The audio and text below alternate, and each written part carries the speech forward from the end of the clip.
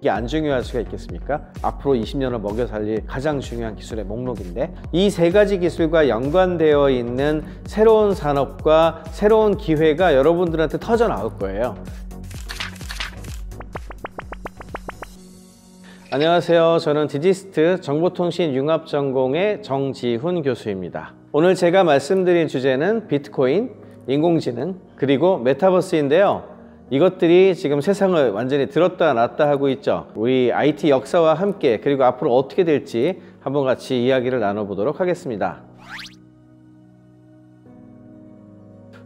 지금 최근 가장 관심 있어 하는 거를 하나만 꼽으라 그러면 메타버스일 건데, 이 메타버스라고 하는 게 그냥 그 기술 하나로만 끝나는 게 아니고요. 비트코인을 시작으로 한 블록체인 기술, 거기에다가 인공지능 기술, 이런 것들이 결합이 됐을 때 하나로 뭉쳐져서 세상을 다 바꾸게 되거든요. 그래서 웹이라고 하는 것을 이제 1.0, 2.0, 3.0 이런 식으로 1, 2, 3라고 생각을 한다 그러면, 웹 1은 일방적으로 정보를 이렇게 전달했었던 시대, 웹 2는 그룹도 만들고 사회적인 것들도 하고 소셜미디어라고 부르죠. 상호작용이 가능한 웹을 웹2라 그러고, 최근에는 웹3라고 해서 이게 이제 블록체인 기술이 이제 가미가 되면은 굉장히 믿을 수 있으면서 거래도 가능하고 이런 식으로 발전을 하게 되거든요. 이런 거를 하려면 AI 기술이 뒤에 받쳐주지 않으면 안 돌아가거든요. 그렇기 때문에 최근 가장 중요한 트렌드는 옛날처럼 기술을 하나하나 잘라서 보는 게 아니라 이 모든 것들이 하나로 뭉태기로 엮여져 있다. 이게 제일 중요한 특징 같습니다. 이렇게 생각하시면 쉬울 것 같아요. 메타버스가 가장 큰 개념이라 생각하시면 돼요. 이따만한 게 메타버스인데, 그 밑에 파운데이션이라고 그러죠. 기초를 이루는 뭔가가 있을 거고, 제일 위에 우리하고 상호작용하는 뭔가가 있을 거 아니에요. 우리 흔히 얘기하는 5G, 6G 하는 그런 네트워크 같은 기술들이 제일 밑을 깔게 되고요. 일단 기본적으로 그 위에 클라우드라고 하는 그런 종류를 중심으로 해서 각종 서비스를 제공하는 그런 기술들이 올라가요. 그 과거에는 사실은 그냥 인터넷상에 바로 뭔가를 올려가지고 뭐 웹도 하고 이랬었잖아요. 그런데 지금은 그 위에 신뢰의 레이어를 하나 더 쌓아야 돼요. 그게 이제 블록체인 기술이에요. 인터넷 위에 블록체인과 클라우드 같이 실제 서비스를 할 수 있는 어떤 레이어를, 층을 얻는다고 생각을 하시면 되고, 그 다음에 그 위에 예쁘게 3D로 만들어야 되겠죠. 뭐 유니티라든지 언리얼 같은 그런 엔진들이 있고, 그런 엔진들을 갖고 이렇게 서비스를 하게 되면 3차원으로 뭔가를 만들 수 있게 돼요. 3차원으로 만든 거에다가 우리가 스토리를 입히면은 어떤 거는 게임이 되고, 어떤 거는 영화가 되고, 어떤 거는 제페토 같은 게 되는 거죠. 이런 식의 것들을 전체적으로 통괄적으로 이제 메타버스라고 부를 수가 있는 거고, 인공지능 같은 경우에는 이런 중간중간 요소마다 다 끼어 들어가 가지고 일들을 쉽게 만드는 게 첫 번째. 두 번째는 데이터에 가치를 부여해서 새로운 지식을 끌어낸다든지, 아니면 거기서 남들이 판단할 수 있도록 돕는다든지, 아니면 과거보다 훨씬 쉽게 뭔가를 만들 수 있게 해준다든지. 그래서 AI는 그 세계에 마치 영혼을 불어넣는 것처럼 이제 힘을 주는 이제 그런 역할을 해주는 거고, 그 인프라를 제공하는 것이 클라우드라든지 블록체인이라든지 인터넷 관련된 기술이다. 이렇게 보시면 되겠습니다. 사실은 지금도 거래할 수 있죠. 아마존에 가면 쇼핑할 수 있고, 은행 어플 들어가게 되면은 인터넷 뱅킹도 할 수 있고, 뭐 그렇게 지금 못하는 거 아니지 않느냐 생각을 할 수가 있는데, 그거는 어디까지나 일종의 어플리케이션, 서비스를 만든 거예요. 어떤 경우에는 전자상거래를 만들었고, 누구는 은행을 만들었고, 이렇게 한 거예요. 문제는 뭐냐? 각자 만든 거죠. 서로가 서로 연결도 안 되고 호환도 안 되고 따로 놀아요. 이게 옛날에 인터넷의 모습이었거든요. 블록체인 기술 기반으로 새롭게 이제 탄생하게 되는 웹3, 신뢰 가능한 인터넷 또는 거래 가능한 인터넷이라고 부르는 건 뭐냐 하면, 블록체인은 누구나 표준을 지켜가지고 노드를 설정하고 만들 수가 있거든요. 표준만 잘 지키면 서로 거래를 할 수 있게 변해요. 거래 가능한 인프라를 제공하는 셈이 되죠. 도로가 이만큼밖에 없으니까 이만큼을 지어야 돼요. 그러니까 되게 오래 걸리겠죠. 그러면 이거 만든 사람 입장에서 한번 생각을 해보세요. 외부인이 누가 와가지고 너 그 인프라 잘 만들었는데 내가 한번 그냥 공짜로 쓰면 안 될까? 이러면 쓰게 해주실래요? 안 되죠. 못할 거란 말이에요. 그죠? 그런데 만약에 이만큼을 다 공용으로 만들었어. 이만큼을. 그리고 누구나 가볍게 요만큼만 만들면은 이 서비스도 만들고 이 서비스도 만들고 이 서비스도 만들 수 있다고 생각을 해봅시다. 이런 거라면 얘기가 어떻게 될까요? 뭐 어차피 나도 노력 요만큼 들여가지고 했는데 쟤도 요만큼 들여서 했지만 완전히 다른 종류야. 서로 엮으면 새로운 가치가 나올 것 같아. 그러면 어떻게 될까요? 연결이 되겠죠. 그러니까 이런 식으로 표준안만 따르면 이게 서로 연동될 수 있거든요. 만약에 이게 그렇게 안 하고 A라는 회사가 서비스 만들고 B라는 회사가 서비스를 만들었어요. 이 둘을 서로 호환되게 하려면 어떻게 해야 될까요? 이 두 회사가 만나가지고 지지구복구하면서 회의도 하고 자기네들 거 막 수정을 해야 되는데 그러면 누가 하겠습니까? 그죠? 근데 만약에 그게 회사가 5개야, 회사가 10개야.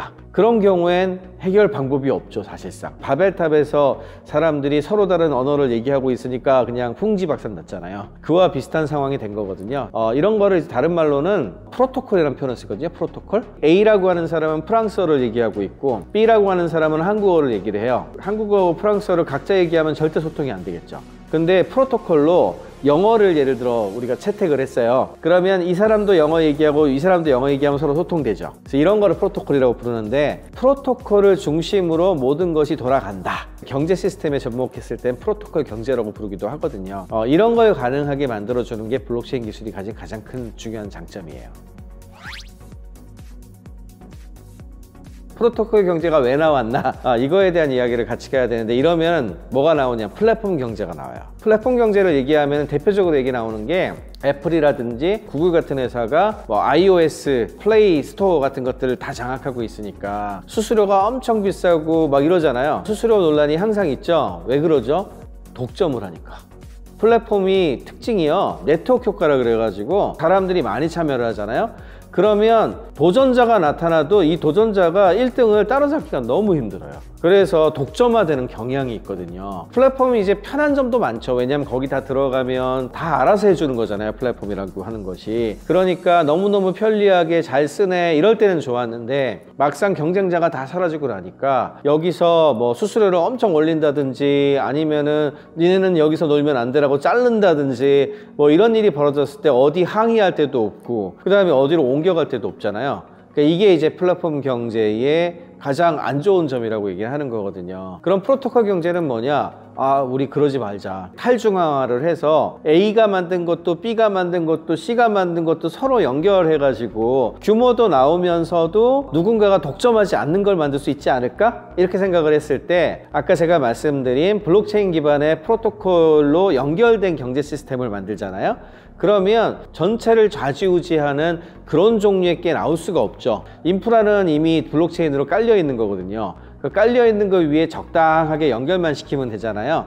그러니까 훨씬 더 규모 있는 걸 쉽게 만들 수 있거든요. 그러니까 이런 형태로 경제 시스템을 확장시켜 나가는 거를 프로토콜 경제라고 부릅니다.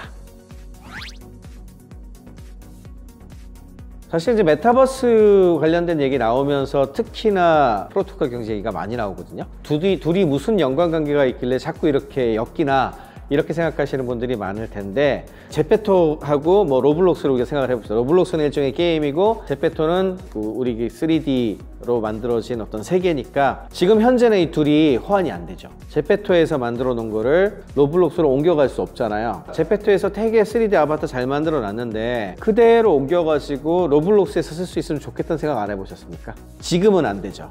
왜? 메타버스지만 이 둘을 플랫폼 경제와 비슷한 스타일로 각자 만들었거든요.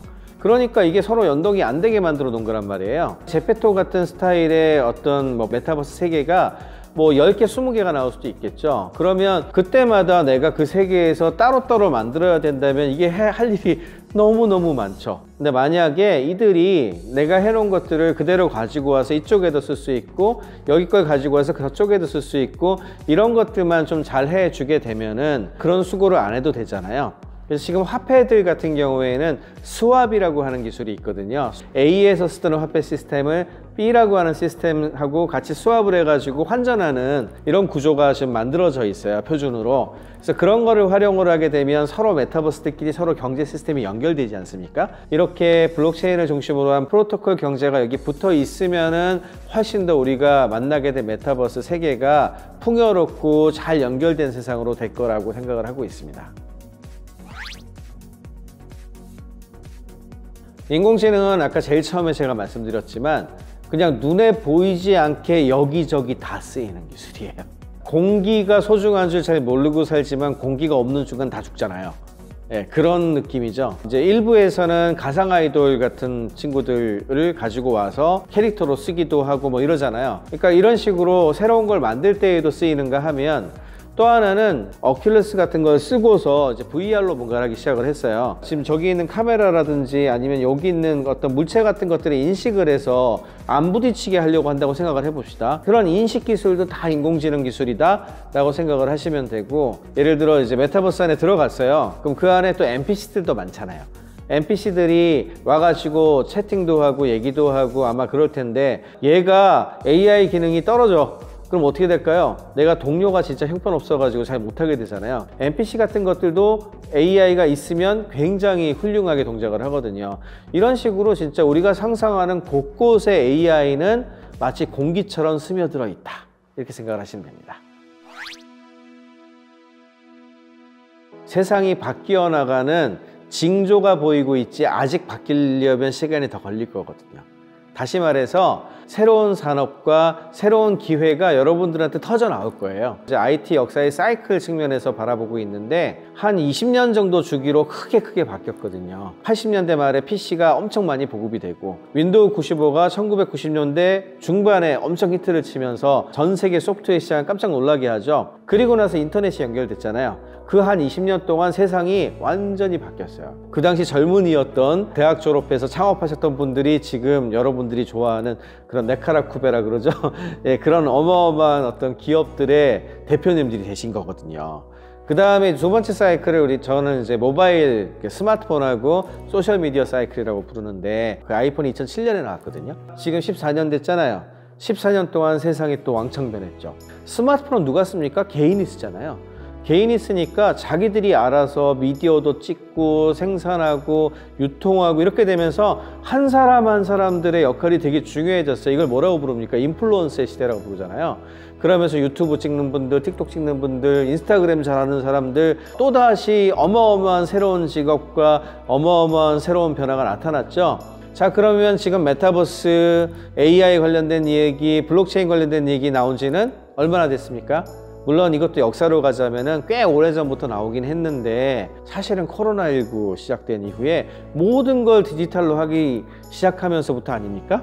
지금 막 시작한 거예요. 아직 초입이란 말이야. 사실은 코로나19 때문에 아직 준비가 덜 됐는데 뜬 거거든요. 이게 인프라가 좀 모자라거든요. 지금 컨텐츠라든지 이런 것들도 아직은 사실 천편일률적이죠. 그러니까 지금은 불편하지만 이거라도 쓰십시오, 지금 이런 단계예요. 진짜 환경이 좋아지게 되면 그때에는 지금 모바일이나 인터넷 하고 있는 거의 대부분 스트리밍을 한다든지 뉴스를 진행한다든지 거기 학교를 열었다든지, 지금 오늘날 여러분들이 하고 있는 수많은 일들이 메타버스로 빨려 들어가는 어떤 그런 상황이 될 거고, 마지막에는 도시나 집이나 우리의 삶의 어떤 형태도 많이 변하지 않을까. 그러면 지금 앞으로 미래를 갖다 바라보는 사람의 입장이라면 이게 안 중요할 수가 있겠습니까? 앞으로 20년을 먹여 살릴 가장 중요한 기술의 목록인데, 그러다 보니까 여러분들이 꼭 생각해야 되는 게 뭐냐 하면, 단순히 기술로서만 바라보시면 안 돼요. 우리가 일하는 방식, 살아가는 방식 이런 거하고도 연결된다 그랬죠. 그러면 인문학이라든지 사회의 문제라든지 이런 것들도 많이 고민을 하셔야 되거든요. 폭넓게 공부하고, 그러면서도 기술에 대한 이해도가 같이 올라갔을 때 여러분들이 상상하는 그림들을 만들어 나갈 수 있을 겁니다. 여기까지 세상을 뒤집는 기술 이야기, 디지스트 정보통신융합전공 정지훈 교수였습니다. 감사합니다.